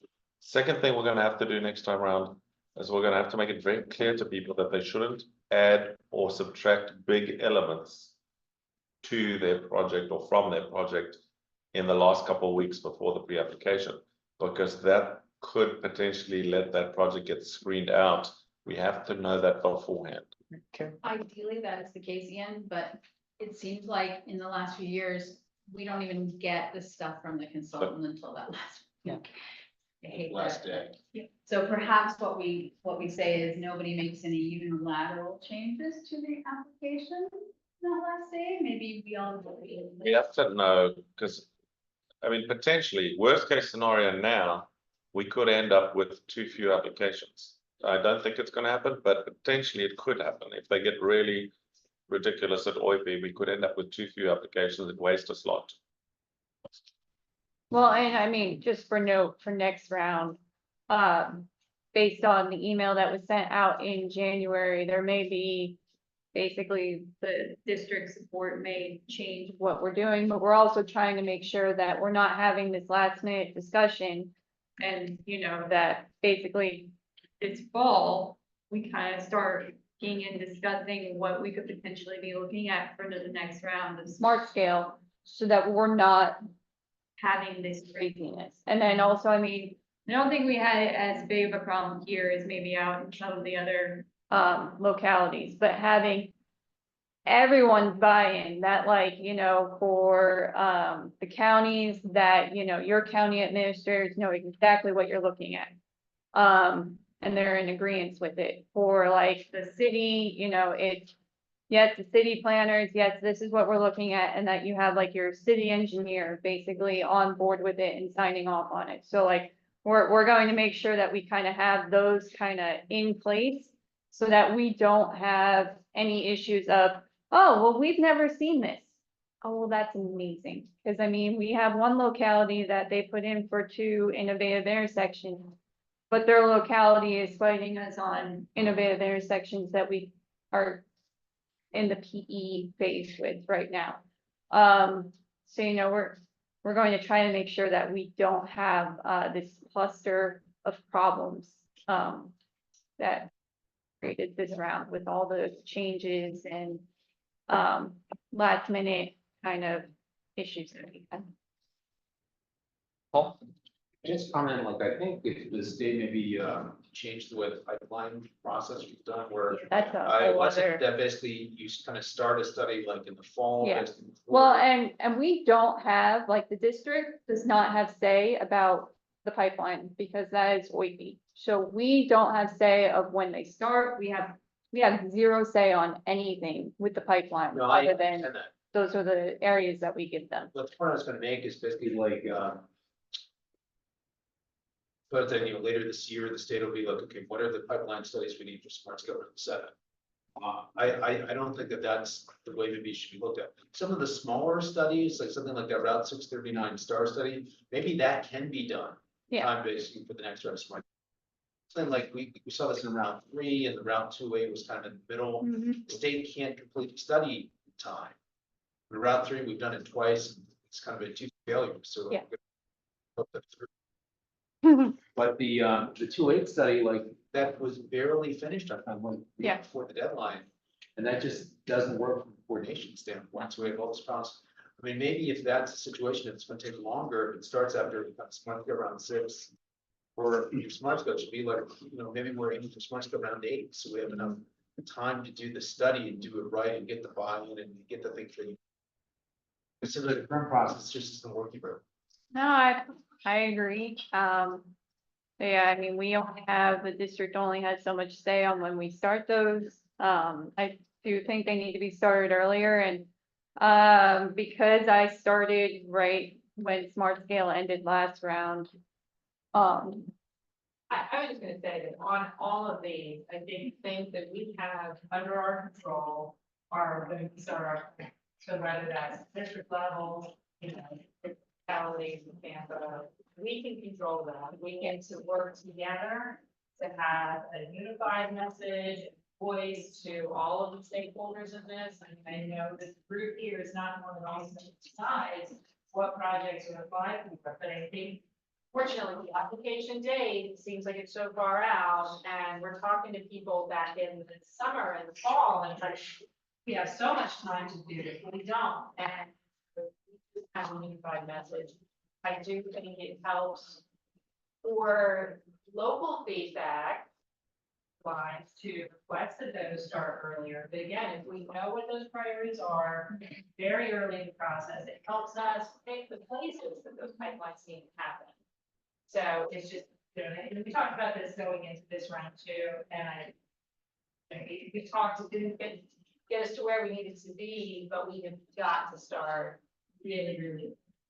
And it is not too soon right now to talk about the next round, and that's what we're talking about today.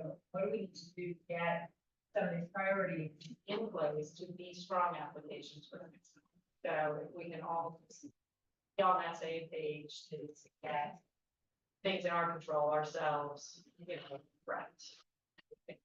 Right, we haven't seen that, on some of the other timelines. But that is not. So we really should be starting on our studies this fall. And we should have our application selections wrapped up by next fall. So that we have 2 to 3 months to pull everything together for pre-applications. Have you realized the timeline problem with that? Because it creates another problem which we've just had and we're gonna have again. And it's this.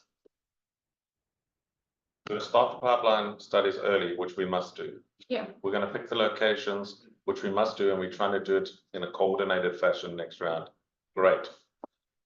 The CTB is then gonna set the criteria for the projects a year later, and they're gonna, at the last minute, tell you, oh, we can only have big projects this year.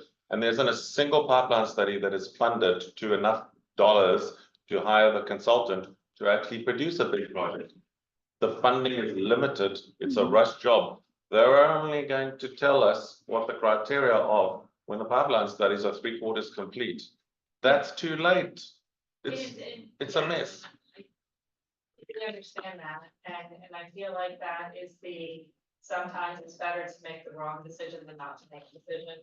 And that is something that he's told me many years ago, that there was a very real project had we waited to get the information needed, the project wouldn't have happened. I mean, there was a major change in it because, we ended up adding a significant piece of things going out, but we were already in progress, we were in motion, so we could correct course, and I'm not sure what else we could do. What I would appreciate from everyone in this room and your jurisdictions and your state partners is when we give comments, because they're going to ask for comments after this round of smart scale. And there are these CTB public hearings where we're going to, Paul, your jurisdiction could write this if you can't attend, is to say, hey, your pipeline studies have to align with your small scale criteria for projects. If they don't, why are we wasting the money on the pipeline studies? And I'd like to have an answer from them, but if we could all ask the question, bombard them with the same question over and over, like, can you please align the pipeline studies with the smart scale selection criteria? Because if you don't, then we're wasting money. Yep. And time and everything else. We need to just ignore CTV for better or worse and just proceed with our planning efforts. There's nothing out of this point other than. Except address them and say, hey, you're making a mess of this Yep. item in polite language. We can You're do. making a mess. Here's how to fix it. Yep, we can have to do a dual approach, keep doing what we're doing, but also keep having that discussion. Agreed. All right, Carrie, we wanna jump back to slide 3.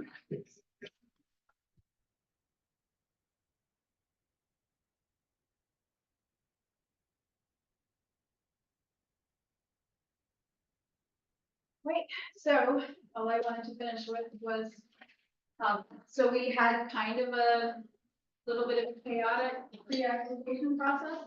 And just a little bit, yep. And just coming out of it, I wanted to make sure that next time, expect if you want to be on the regional list, a little bit stricter, rules for that next time, rules for coordination with us. So that we're all on the same page. So anyway, so our Vanco projects, did I even go? Yes, yeah. Projects yet? No. We can go to GRC. To the next slide. For GWRC projects, we have I-95 exit 136 interchange. Our thing. The 208 pipeline study corridor, that's the whole corridor. Warrington Road widening from Stafford Parkway, Enon Road Center Court Parkway connector. And meet out Route 3 639 pipeline star study from Cold Plank Road to Salem Church. Next slide. So this is where I'm. The rest of you are on them. Matthew, can you tell us about Butler Road widening? Widening of Butler Road from Carter Street to Castle Rock Drive from 2 to 4 lanes with addition of straight east path and sidewalk connections as well as crosswalks, a median, channelized left turn lanes, and in reality, improvements to additional intersections, cul-de-sacs, closing of streets, a little bit of everything. $90 million. Well, it fulfills the big project. It does. It definitely does. Yeah. You guys are proposing a 2 and 2 with no median, or is there a? No, there's a median, Oh, okay. except for at the 2 intersections, and then there's 2 channelized left turn lanes. And Paul, if you want to speak to the 4-lane widening for 95. This project has been around for a while. This is just in the southbound direction. To widen it basically from 4 lanes from basically the end of the southbound river crossing down Tex 6. I believe there's also like a deceleration lane exit 6, which maybe is 1,500 feet or so. Excellent. Okay, we'll pass this one for this round. Got that this time. And then the Route 208 pipeline study corridor of Ribbons Lowell's Road. So this project has a large intersection improvements where 3 dual lefts are being put in where they're currently single lefts. This is a pipeline study recommendation. Then there is a westbound widening, which I think it starts at Woodland Drive, but I'm actually Not sure what the western terminus of that is. That, but The levels, so that is carries through the intersection and, you know, yeah, hold on, I have to look up that intersection, because the both, like two intersections, like a intersection down from. But have to see if Google Maps is. I need to actually, Where the giant traffic signal is. I don't even know, I don't That'd want be to the next- say, so I can actually look at Google Maps. But, yeah, So the comment I'll make is on on this sketch, which is the official sketch, it appears not to include the entire project. correct, And this is which, what we got like basically the day before the application. yes, which I also, I noted to the consultant, that they needed to show it all the way. Oh, so it's Mill Garden Drive. Going Can to I- Mill Garden Drive. Can I just ask a process question? Hmm. Why do we want to describe all these projects now in this meeting? We don't have to, I just thought that since we were voting on them, maybe that would be a good idea, but if you guys disagree. What are we voting on? Next meeting, we'll be having an action item to move forward with pre-applications. Should we do that next meeting? Because if we do that next meeting, so the next meeting is June, and then the policy committee won't be voting on it until the end of June, and by then, that's a lot of the application process. Not on our agenda as an action item, is the only reason I stated that. Oh, I thought- I'll say we're Right. not ready, but okay. It doesn't say action. It is, we thought so too. We thought so too. Real low. Okay, well, remember, you have to have resolution and support Correct. for July 15th, So you were or hoping, technically August 1st, but Well- really you should have it in sooner. so you were hoping that today we were gonna remove one of the projects? I did, Well, I don't think we can. Okay. All right, well, in that case, you'll have to do it June 1st, and then policy committee will have to do it at the end of June, and then everything will be I mean, along with the theme of this round, last minute. yeah. I can't see how we can. One of the other problems is, of course, that it's still possible that one of these others could get screened out and that we. Yes, and that would take care of the problem for So you. if we vote on removing a different one and then they screen one of the others out, that will leave us with a big headache. Well, I was gonna propose that you sort of conditionally voted on one in case something didn't get screened out. That was going to be my proposal today. The Route 208 one's not gonna get screened out. Okay, It's, you guys have to, I explained basically what's gonna happen. It's that if all of them score well, then only the Route 208 one would get funded. and the Massaponax one is fine too, it's not gonna get screened out. That one will, that one's on the sample list. You guys are, and you only have 4. All right, Just don't forget that. That was so, the very thing they talked about the CTB about not doing, submitting projects of the same type with multiple versions, Yeah. multiple sizes. so That's the problem. Yeah. can we just agree now that all our jurisdictions and partners will come with a mandate to vote at the very next meeting? In other words, if you need to consult with your boards about projects, because we're gonna have to remove one, not two, normally we have to remove two, this time we only have to remove one. So can you please come with a mandate next time, because we will be voting next time whether you like it or not. Yeah, and I will, by the next one, I will pull a answer out of Boise about the Route 1 and Massaponax. That's the nicest way of putting it. Well, if you'd rather we didn't, and we don't have to go through them. Well, I mean, I kind of think it makes sense to go through them Okay, so that, Carry on, I just, you know, Yeah. thinking Just of, make it quick. yeah, there we go. Okay. yeah. So All right, carry moving on to the next slide. Next slide. So then that's up to y'all. Paul, quickly describe this one. So this one just has some minor turn lane improvements, basically for the eastbound and westbound approach, an additional turn lane.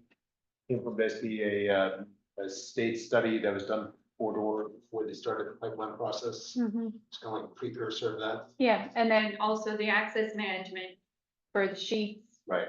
and for that other, well, for both driveways with sheets. And then to extend that left turn lane to the proposed driveway that you guys were looking at for that other side. And then the sidewalks and the shared use. Okay. So the bike ped is okay after all? Well, no, doing that shared use path for the sheets, hooking onto their shared use path to the intersection, and then putting in that crosswalk, and then putting in that sidewalk to hook up to Yep. the church sidewalk. Okay, next slide. This is Enon Road Center Parkway Connector. This is a new road that's been in our comp plan for way too long. From Center Parkway to Enon Road includes a roundabout at the intersection of Center Parkway and the new Enon Road Connector. Includes improvements at the intersection of Enon Road and Holmes Chapel Road, improvements at the intersection of Enon Road and the new Enon Road Connector. And then due to capacity constraints, we also have improvements at the intersection of Enon Road and Trustler Road to include a shared use path and a roundabout connecting from Plantation Drive to the new, soon-to-be built Musselman Park. Next slide. This is I-95 exit 136. Improvements and the Center Parkway ramp to Route 1. This is a 3-slide project, but it includes improvements at the southbound ramps to include new turn lanes and additional through lanes. Next slide. This is at the intersection of Enon Road and on Route 1, so it includes improvements that lead up to the next slide. Includes these improvements here, so it includes the improvements at the northbound for turn lanes and additional through lanes, and then includes the ramp going southbound on Route 1 from Sonoma Parkway. By doing this, it completely removes the signal, or most of the signal at Enon. Most likely, for Centerport and Route 1, will most likely remove the Signal, because it will basically be a, modified green fee. That's Way of putting it, so it would be just that southbound left, because we would not have the, we wouldn't have the lefts from Centerport anymore. Also, we would be dropping a lane on Route 1. to make that connection for the ramp. So that's kind of, Go to the previous slide. so that image that's on the Left, that would be dropping, we would just restripe to drop that, the right lane through there. If you go, now you can go back. So that the ramp can just do a connect, and then you're not having. having any impact of traffic. So Ian, we are removing a signal on Route 1. Fantastic. Where do I vote? Can you also connect those two at Courthouse Road so that we don't get a double whammy there every afternoon at 5 o'clock? Maybe one day. Next slide. I say prayers every time I have to drive Paul, past if your you can describe courthouse. this one? So this, this came from the original Route 3 pipeline study, and it's basically a series of through cut improvements, I believe now there are 4 of them. This is showing this, one of them basically at Oak Plank at 5 Mile Road, which is the western terminus, and then it goes to the eastern terminus, the Salem Church Road. And this is just another one, you can skip through this, go to the next one. I mean, go to the next project. All right, This is the Warrenton Road widening from 4 to 6 lanes between Stafford Lakes Parkway and Village Parkway and improvements at the intersection of Cardinal Drive. About half of this area already has pavement for 6 lanes. It's just striped out as it is incomplete as development has occurred. We include additional sidewalks and crosswalks throughout this improvement. It will support increased traffic due to High School number 6, which is going in on the western terminus, northwestern corner outside of the scope of this project. okay, and this is basically Smith Station Road and Levels Road improvements all together in the same project. Next slide. And Levels, and okay, there you go. So that's the that's all the projects, this is the status, that is basically a summary of what we've already. Next slide. So just stop there a second. So Yes, just to remind people yet again, those top 5 projects, we've got to remove 1. yeah.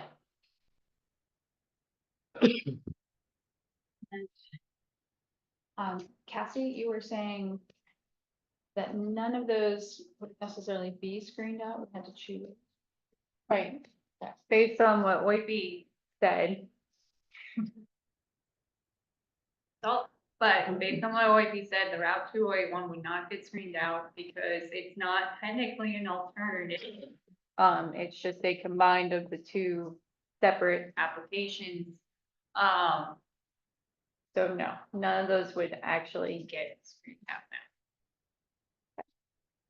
So you know what your work is, everybody.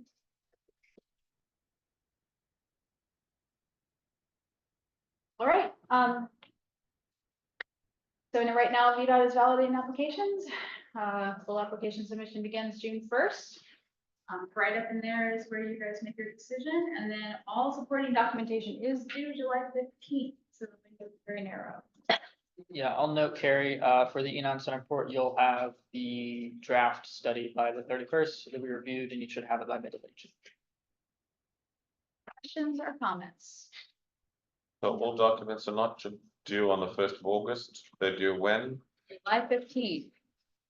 And then VDOT is going to take the time between then and the 1st of August to review everything and make sure we've got everything we need. And they're going to be reaching out to everyone and saying, oh, hey, you need this, this is wrong, I need this fixed. That's what those 2 weeks are for. Sounds good. All right, we'll move on to item 8C, and we have discussed this before, so I do want to make it somewhat quick. Yeah. And I think we discussed a good portion of this already during our prior. Yeah, all I need to say is, I need more comments, more time has passed, more things have happened, there's more to comment about, so please send me your comments. I'm not gonna send this letter out until this round is over.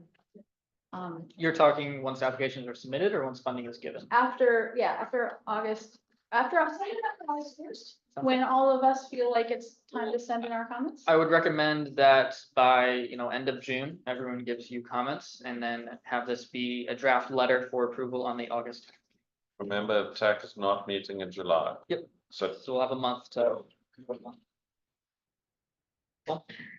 So I don't have an issue with sending a letter and a lot of content in this, it's fine, but I guess my concern is the time. Basically, if we send a letter here basically right after August 1st, I think it could go into like a black hole that the state is kind of in the middle of scoring. They're not gonna change anything for this round. That's true, It's not. too late. I mean, really, I think when the best time to send a letter would be about a year from now. Basically in the spring after we have the results, we might have thoughts when that comes out, then we send a letter to them, which hopefully maybe has some input into smart scale round 7. I do want to say maybe there's an option to do 2 letters then. One that talks about the actual scoring mechanisms and how priorities are given funding, and a separate one that talks about the actual process leading up to pre-applications, where we talk about pipeline studies needing to be done a lot earlier, started a lot earlier, because that needs to be done this fall, honestly. For discussion of the August TAC, don't need to discuss anything in detail now. All right, moving on to item 9, correspondence. So this meeting is happening on Thursday. And we would encourage jurisdictions to send somebody. Send one of your supervisors or city councilman or woman. Send a senior staff member. We do want to give input into the SIP. And we also want to make comments about things that concern us that haven't been addressed or that should be addressed. So please do take this meeting seriously. It happens once a year. No longer happens twice a year. There isn't usually a full one anymore. So it's on Thursday, starting at 4 p.m. at the VDOT building. All right, thank you, Ian. And the next item. The process. It's just to update you. They've taken off those 23 days. We're now, our conformity process expires the 31st of December 2025. All right, thank you, Ian. And we'll move on to staff reports, Safe Streets for All. Yes, thank you, Mr. Chair. Go ahead and scroll quickly there. We're going to show you the locality supported projects and slides. Next slide. We have 2 slides for the supplemental planning grant projects. You've seen these before. These are the projects in Caroline, a companion project in Spotsylvania and Caroline, and then road safety audits for 3 of the high injury corridors in Spotsylvania. Next slide. This is a nice 44 miles of analysis, safety and data collection and analysis for another supplemental project in Spotsylvania. Next slide. These are our implementation grant projects. We have shoulder hardening by VDOT. We have a slide of a before and after. The localities will pay 100% of the cost for overlay to eliminate joint deterioration. And then our large project to convert the three-way stop to a roundabout in Spotsylvania County. There was some question, Mr. Chair, on the staff administration costs. I suggest if you'd like to stay after the meeting and talk to Mr. Allis and I about that. The other localities have received their administration costs. The Andorra Old Plank will be a 4-year duration. The county is donating and doing the engineering design now. They are going to federalize the project, so it meets all federal standards through the right-of-way acquisition, utility relocation, and construction. We will providing the administrative oversight for the remaining 4 years and applying for that grant for that. Next slide. And you said those were 100% funded by the locality, is that what you said? In Andorra, what the implementation grant projects, the locality will pay the 20% match. Okay. And that will pay, the federal government, the grant will pay for the shoulder hardening by itself. And the counties will pay the 20% of that. And then, because VDOT now requires the overlay, because this joint deteriorates when it's just done by itself, which is shown in this picture, what they have done in the past, they will pay 100% of the overlay to be done. And VDOT is going to include this in their paving schedule. They now put out the paving bid so early that, and Paul, I want to thank Paul, he's done some great work we estimated that the earliest we could expect a grant award might be July or August of this year. Well, by that time, VDOT will have already put out the paving contract bid for the summer of 25. So we will make the next bid schedule. So these paving projects will be done summer of 26. Okay. The other great thing Paul has coordinated with VDOT is we're trying to get each one of these a UPC number. And that way we can sequester the expenses for each one of those projects. Therefore, as these multiple contractors are installing the pavement over the summer of 2026, VDOT can ask for reimbursement on a monthly basis instead of waiting till the end.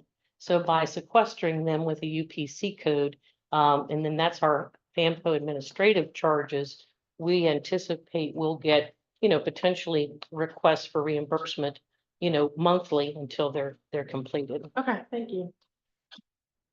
Becky, what is the total administrative cost for the grant that we are applying for? Well, you can, here's the GWRC resolution that has the project costs and 20% match. Mhm. And like I say, you can wait with Ian and I after the project is. Do you not have the total administrative costs for all the projects? No, I don't Okay. have that for you right now. It's 8,000 odd per, Yep. now I must mix this up. It's like at least Per- $60,000 for the per wedge input, widening projects, and then I wasn't sure what the cost for their roundabout project is. So that's a roundabout, basically the total cost is 5.7 million, but PE basically has already started and we want to kind of submit for that. Yep. Just the right away in the construction, I forget exactly what that total is. Yeah. That's like 5 a million. request would be something like this, a little less than 5 million. Yeah, I was just wondering specifically the administrative cost charge. That one's different because it goes over a bunch of years. It's Yes. not just a one And if so, is it around $8,000 per project per year? for the ordinary ones. Okay, so that's why I was wondering about what Andorra was, just concerned about that amount. That one is different, 'cause it's over 4 years. Okay. Great. Last slide. These are the actions completed to date. They're looking quickly. Becky will generate a Stafford County letter of support. Caroline County actually meets on Monday, the 13th. And they've asked me to attend that meeting in case there are questions. They're working, to submit the grant application, next Tuesday. So just those first two bullets below the ticks, just remember we need those resolutions or letters of support. They're still outstanding. Ours is in, we're working on that draft now and getting it signed by our chairman. All right, Fampo River crossing updates. All right, since most of this group is also on the stakeholder meetings, we can just jump in. The big update from this round was the closing of public comment. Oh, well, I'll say that they're doing agency coordination right now as well. But the big one was the public engagement. We had just under 300 comments submitted, total participants. We have very good geographic distribution on a lot of our comments, that those who submitted zip codes, they're reflective. And we don't submit between those who didn't provide zip codes and those who did. We had a lot of comments. A lot of these are clustered on areas. So the participants put around 400 pins. So usually folks did about 1.25 comments or pin drops per item. We have good geographic distribution, so they are actually dropping comments in a lot of different places. And even the consultants found my random comment dropped as a test out in the Chesapeake Bay. So it's beyond just this. So I usually try to catch them at least one of them as a test comment, so that they're looking at not just this area, but if somebody made a comment further out for whatever reason, they can find it. The proposed rankings is that there is at least general consensus that the no build option is the least supported.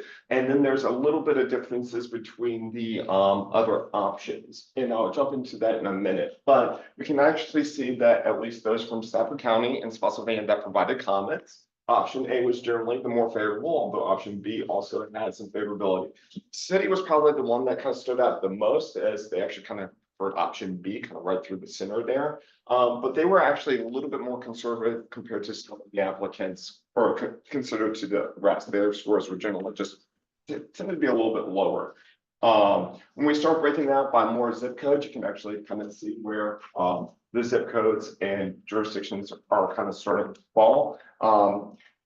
And one comment is, it's actually possible, it's a 5-star ranking across, you can put multiple 1 stars across. So there is that going on. If folks wanted 5 across all of it, like this one in Pennsylvania, they could, and then basically no build was 1, so lack of support there. But you're starting to see a kind of a geographic distribution happening, and we have that data available. And you can see that the no response for zip code basically tracks with the general response. Of course, there were comments submitted, and this is what the consultants are kind of pulling together, similar responses. So they're basically doing a content analysis, filtering for like responses, and it's not necessarily a check on validity. This is just what the public is saying to us. They're saying these are our issues for option A, option B, and they kind of all kind of follow a similar pattern. Again, there is kind of a little bit of differences with the no build, but there's also a lot lower rating through those. And then they also took other general feedback as well. So, I mean, it's a pretty heavy kind of content for them to wade in there. They're doing their analysis. Staff has the raw data as well. It's kind of doing it themselves and fact checking what the consultants are doing. So we're kind of combing through those. So in the context, there's kind of a, they've listed all the themes of what the comments were, and they're actually going through and making small amounts of quarter adjustments. So they made a small adjustment to option A to avoid some concerns, as well as the England Run waterfall area. They've slowly added a little segment here to kind of connect multiple options to Celebrate Virginia, even if it's option A that allows Celebrate Virginia to kind of come back over rather than going up through 17, as well as providing a through cut for all the options. And I think with option B, they might have made a small adjustment due to developments, but those are the options that were proposed going forward. We did not find any major kind of fatal flaws. So at this point in time, this is what the consultants are currently advancing with their agency coordination, as well as the traffic modeling and traffic analysis. So, any questions with that? Just gave a 1-hour meeting in about 2 minutes. Paul, Just a question, like on the agency contacts, I know that I received a letter, but did anyone else responsibility receive a letter? I would have to go back and ask the consultants to get that list. Just trying to. I think we have it somewhere, but So they've sent letters to that long list of agencies which we showed in the stakeholder group. And some of those agencies have further. There you go, there's the list. And some of those agencies have now further sent those letters to additional people. So for example, the executive director Chip of GWRC received a letter, but not from our consultant directly. He received it from one of those Virginia departments. So in other words, they are further sending those letters to additional agencies and organizations to get input. We're not required to do that, but they're disseminating it further across the state. So there will be additional letters that are circulating as well to say, hey, we got this letter. Do you have any comments? Yeah, and John, I'm sure you saw that we responded with a host of different contacts. All right, unless there's any further discussion, we'll move on to member reports. Does anybody have anything under member reports? I know Stafford for revenue sharing, we already have those two existing projects. I don't know if anybody has anything else under A or B for member reports. So I was just gonna make a comment like on TAP and revenue sharing projects, maybe for the next meeting, just all bring our new projects, give those to Fanta. We have, I think, 5. Yeah, if you could just bring us the list of your TAP and revenue sharing projects, then we at least can make a record of them. And when we have stuff going on, then we say, but wait, Stafford's got a project over here, or Spotsylvania's got a project over here. Talk to them before you. Yeah. All right, anything further? All right, with that, I will close the meeting. Thank you. Thanks, everybody. David. So we're having a call Friday morning